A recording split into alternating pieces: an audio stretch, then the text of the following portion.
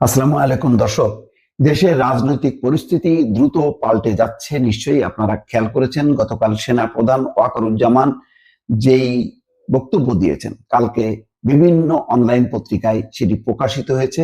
এটি আর লুকোছাপা নেই, প্রকাশ্যে এসছে যে ডিসেম্বরে নির্বাচন চাই এবং নো করিডোর। গুরুত্বপূর্ণ কোনো বিষয়ে অন্তর্বর্তীকালীন সরকার সিদ্ধান্ত নিতে পারবে না, একমাত্র নির্বাচিত সরকারই সিদ্ধান্ত নেবে। এখন ডক্টর মোহাম্মদ ইউনূস কি করবেন? অন্যদিকে আজকে আরো ডেভেলপমেন্ট হলো, বিএনপি জরুরি সংবাদ সম্মেলন করে জানিয়েছে ডিসেম্বরেই নির্বাচন চায় তারা, এবং ডিসেম্বরকে ধরে রোড ম্যাপ প্রকাশ করতে হবে। এবং এই দাবির ব্যাপারে যদি অবহেলা করে অন্তর্বর্তীকালীন সরকার বা ডক্টর মোহাম্মদ ইউনূসের সরকার, তাহলে তারা সহযোগিতা করবে না। বাংলাদেশের এই মুহূর্তে প্রধান রাজনৈতিক দল বিএনপি, সেই দল যদি সমর্থন প্রত্যাহার করে, তাহলে পরিস্থিতি কি হবে নিশ্চয়ই দর্শক বুঝতে পারছেন। ডক্টর মোহাম্মদ ইউনূস এবং তার সরকার এতদিন একটা ঘোরের মধ্যে ছিল।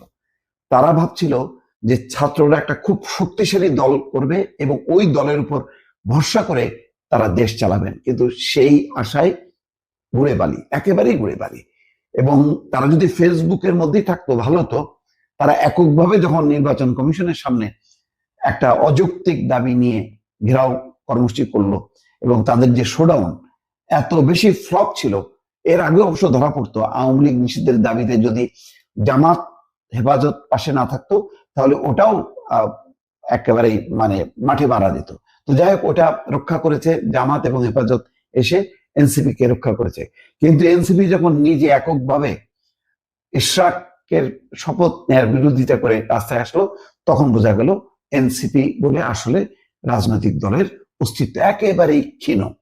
তো এই দলের উপর ভর করে এখন ডক্টর মোহাম্মদ ইউনূস চলতে পারবেন না, পরিষ্কার। তাহলে প্রশাসন, পুলিশ, উনি হয়তো জানেন না যে প্রশাসন, পুলিশ আর ওনার হাতের মধ্যে নেই।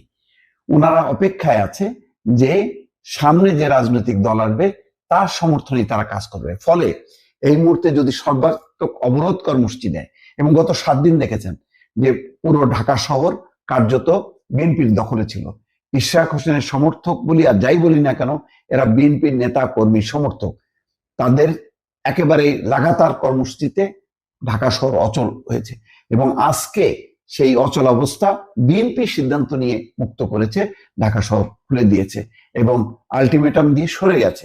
এবং এরপর যদি ডক্টর ইউনূসের অপসারণ, পদত্যাগ, নির্বাচনের দাবি, এইসব বিষয় নিয়ে যদি রাস্তায় নামে বিএনপি, কে ঠেকাবে?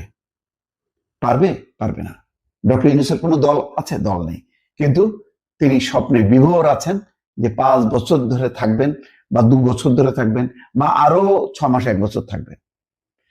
এটা কোনোভাবেই সম্ভব না। এর মধ্যে কয়েকটা গুরুত্বপূর্ণ বিষয় এসছে। মানবিক করিডোর, যে করিডোরের ব্যাপারে এখনো পর্যন্ত যে ব্যাখ্যা খলিলুর রহমান দিয়েছেন, সেটা যথেষ্ট নয় বলে অনেকের কাছে প্রতীয়মান হচ্ছে। এই অবস্থায় ডক্টর মোহাম্মদ ইউনূস কি করবেন? কার উপর ভরসা করে তিনি দেশ চালাবেন? আছে কেউ তার পাশে? জামাতে ইসলামী কিন্তু এখন তারা কৌশলগতভাবে তারা সামনে আসবে না, সরকারের পাশে দাঁড়াবে না, এটা পরিষ্কার। কেননা করিডোর ইস্যুতে তাদের একেবারেই ভিন্ন মত আছে। অন্যান্য ইসলামী দলগুলোরও একই অবস্থান। ফলে একেবারেই একা নিঃসঙ্গ ডক্টর মোহাম্মদ ইউনূস। এই অবস্থায় সরকার চালিয়ে যাওয়া তার পক্ষে যথেষ্ট রকম কঠিন। এবং বিএনপি গতকালকে বলেছিল অবশ্য তারা 2 মাস অপেক্ষা করবে, 2 মাস সময় দেবে, দেখবে।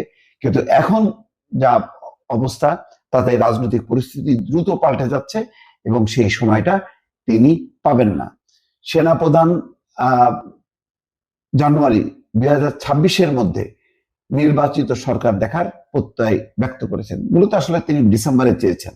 রাখাইনে মানবিক করিডোর নিয়ে জাতিকে অন্ধকারে রেখেছেন প্রফেসর ইউনূস। নীতিগত সিদ্ধান্ত নেওয়ার পর বিভ্রান্তির বেড়া দেলে ফেলেছেন জনগণকে। এখন যে পরিস্থিতি দাঁড়াচ্ছে তাতে, এবং যেখানে এনসিপি সবচেয়ে তার হয়তো তার এই রাজনৈতিক যাত্রায় বা সরকার পরিচালনায় সবচেয়ে বড় কাল হয়ে দাঁড়ালো যে এই সরকার থাকতে একটা ছাত্ররা রাজনৈতিক দল গঠন করলো, এবং তিনি ইনিয়ে বিনিয়ে কিন্তু সমর্থন করলেন ওই ছাত্রদের দল গঠনকে। এখন সেই ছাত্ররা সরকারের সিনিয়র কয়েকজন উপদেষ্টা আসিফ নজরুল, ওয়াহিদুদ্দিন মাহমুদ এবং সালেউদ্দিন আহমেদ বলছেন যে তারা বিএনপির সমর্থক, তাদের পদত্যাগ চান। আর বিএনপির পক্ষ থেকে বলা হচ্ছে যে আসিফ মাহমুদ, সজীব ভুঁইয়া স্থানীয় সরকার উপদেষ্টা এবং তথ্য উপদেষ্টা এই দুজনের পদত্যাগ চাই। এই যে পাল্টাপাল্টি দাবি। অন্যদিকে সবচেয়ে মানে অ্যাগ্রেসিভ যে দাবিটা ছিল যে নির্বাচন কমিশন বাতিল করতে হবে, পুনর্গঠন করতে হবে, সিইসি সহ 5 জন যে নির্বাচন কমিশন আছে তাদেরকে পদত্যাগ করতে হবে। অথচ সবাই জানে যে এই নির্বাচন কমিশন গঠিত হয়েছে সব দলের সমন্বয়ে, অর্থাৎ সব দলের মতামতকে সামনে রেখেই নির্বাচন কমিশন গঠন হয়েছে, যদিও আগের সরকারের পদ্ধতি অনুযায়ী, কিন্তু এই ক্ষেত্রে কোনো দলের কোনো আপত্তি ছিল না। কিন্তু এখন যেহেতু ইশরাকের পক্ষে ইশরাকের মেয়রের পক্ষে যে গেজেট প্রকাশ করেছে, এখন নির্বাচন কমিশন তাদের চক্ষুশূল হয়েছে এবং তারা যে ধরনের কথাবার্তা বলছে, যেমন সাজদিস আলম বলছেন যে মবের মাধ্যমে যদি হাইকোর্টের রায় পাওয়া যায় তাহলে এই হাইকোর্টের দরকার কি, এই ধরনের যে ঔদ্ধত্যপূর্ণ বক্তব্য রাখছেন, আরো নানা রকম বক্তব্য রাখছে। সেনাপ্রধানের সাথে কথা বলে তারপরে বাইরে এসে সেনাপ্রধানকে জড়িয়ে যেভাবে তারা তথ্যগুলো প্রকাশ করেছে, কথা বলেছে, এতে সব প্রতিষ্ঠানগুলোকে রীতিমতো নড়বড়ে করে দিয়েছে। এগুলি কেন হচ্ছে? ডক্টর মোহাম্মদ ইউনূসের আশকারাতে।